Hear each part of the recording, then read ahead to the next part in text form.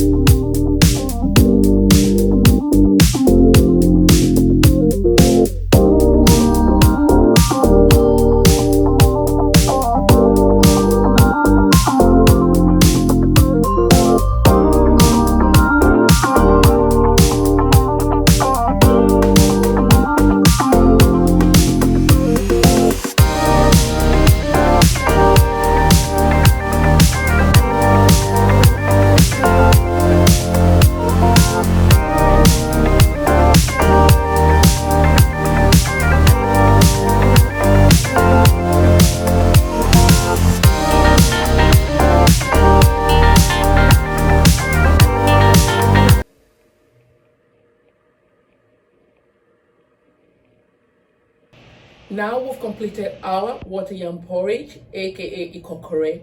Please try making yours too at home. Give it a taste.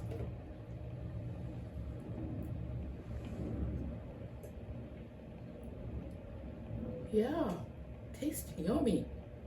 Try yours at home and please make a comment below and tell me how it goes after making your own delicious water yam porridge.